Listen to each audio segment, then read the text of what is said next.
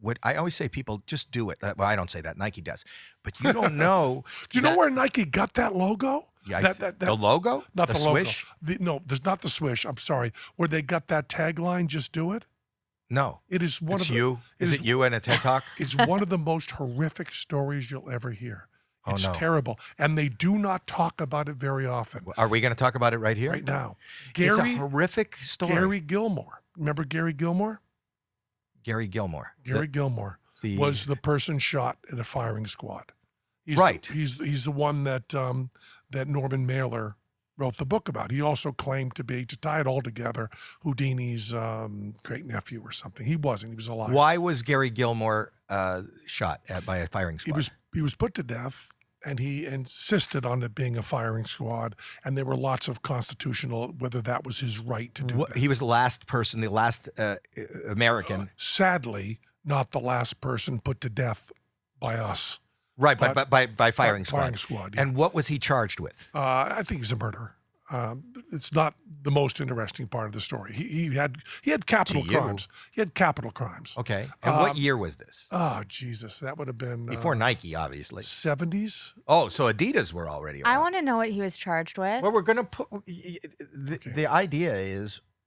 Well, we're going to get to the most interesting part, but I'm a true crimes fan. I want to know what he was charged with. Well, you can't be a true crimes fan, can you really? She is. I am a fan of true crime. But you don't... You mean literature about them. Right. She actually loves the crime. Happening. She loves the crime. No, I don't. I listen loves to a lot torture. of true crime podcasts and stuff like that. So, like the stories that go along with it. What was he? I did... There he is, right there. I did a thing off Broadway years ago called Exonerated, where we talked about people who had been on death row and been exonerated, and I played the part of one of the characters. It was really hard to read about it and study it. And you're leaving out the most important part. That became the seatbelt. Fenders. It was Fenders. It was Fenders. And Gary Gilmore, his last words as he stood in front of the firing squad were, just do it.